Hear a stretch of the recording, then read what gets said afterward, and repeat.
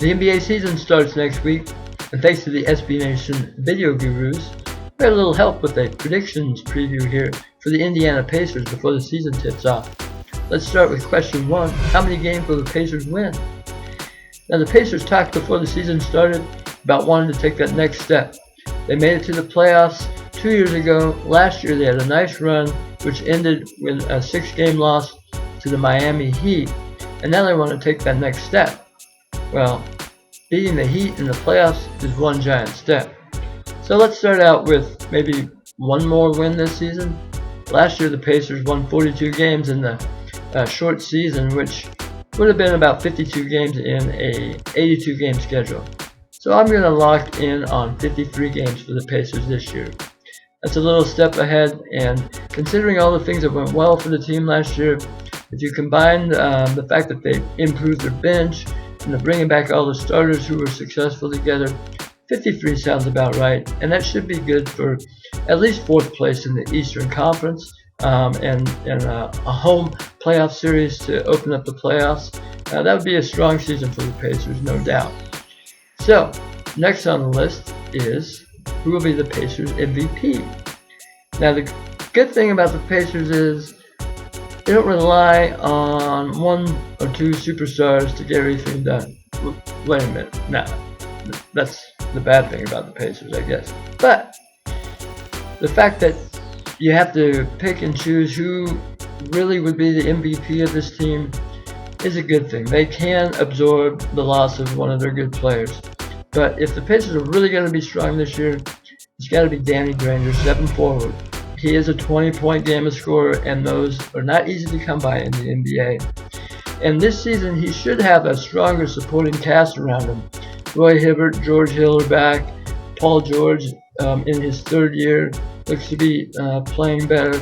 So, and of course, David West is healthy and can definitely demand defensive attention down on the block. So Granger should have a little more room to operate and get his points. It's just a matter of him staying healthy and bringing his shot along and getting that 3-pointer going at some point in the season. So for the Pacers to really step forward, I'm going with Danny Granger as their MVP. Now, who are the X factor for the Pacers right now? Well, again, no superstar on the roster. So really, in a 10-man lineup, they all could be an X factor. But I'm going to focus in on 3 guys I think are key players that could really push the Pacers to a strong season with their play, or keep them middling amongst the also-rans, just fighting for a playoff spot if things don't go the way the team hopes they will. First off, let's go with Paul George. I mentioned him earlier. He's 22 in his 3rd year. Everyone expects a breakout year from PG. The guy has loads of talent. But you have to remember, he's still 22 in his 3rd year, and he's still going to be inconsistent at times. It's hard to pin the hopes of the season on PG at this point in his career. But he can have a big impact and be that X factor in the starting lineup for the Pacers. The second guy off the bench is newly acquired Gerald Green. The guy has ridiculous athletic ability, as he's already shown in the preseason, but he's just as comfortable hitting that fadeaway jumper as he is finishing above the rim. And he's shown that, in the preseason again, when the games get tight down the stretch, he enjoys being in the mix, doesn't mind taking the big shots, and can really becomes a tough cover at that point for any defense. Plus, with his length combined with Granger and Paul George, the Pacers could go small and still have 3 long 6'8" players that can cover all over the court. So he gives them that flexibility off the bench, and if he can keep producing like he has in the preseason, he will definitely be a big factor for the Pacers' success. The third guy is our old friend Lance Stevenson.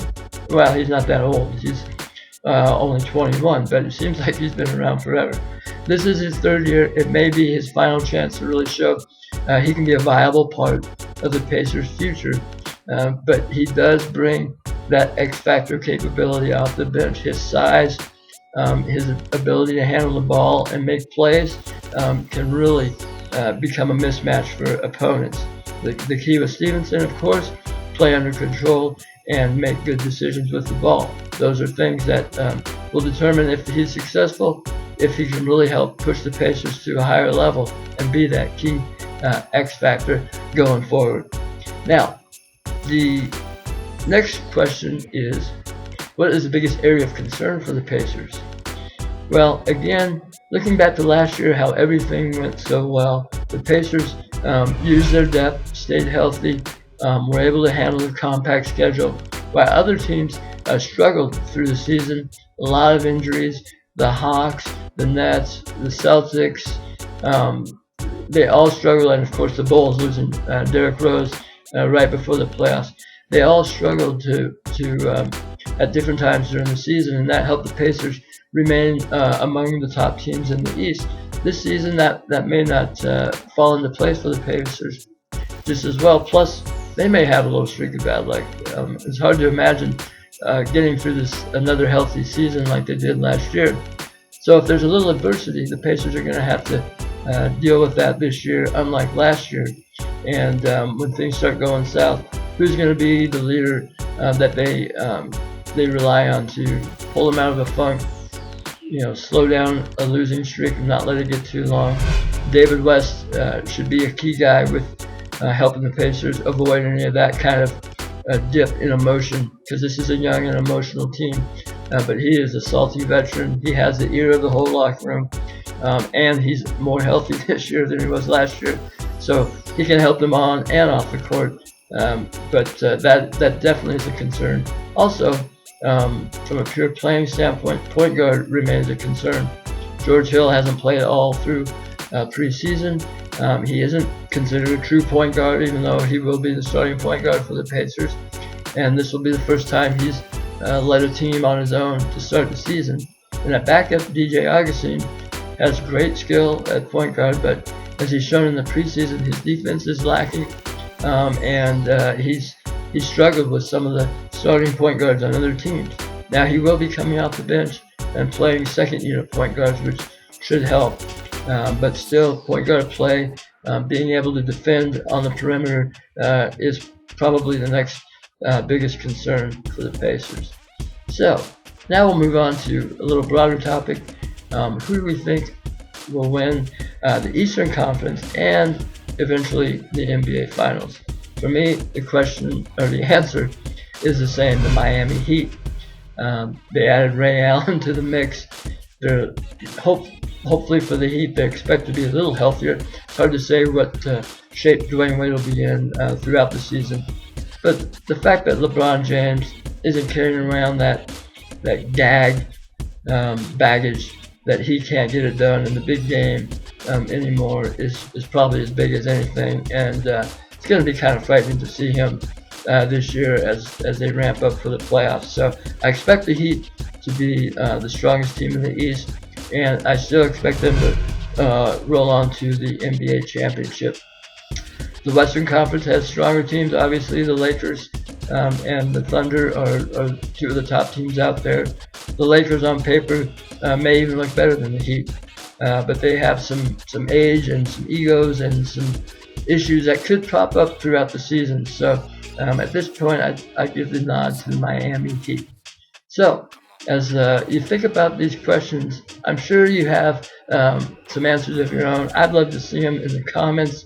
I know that I tend to keep a pretty positive outlook, but there are other issues surrounding the Pacers this year. Plenty of angles to consider as they try and fight for a top spot in the Eastern Conference. So let me know what you have to say. And let's go Pacers.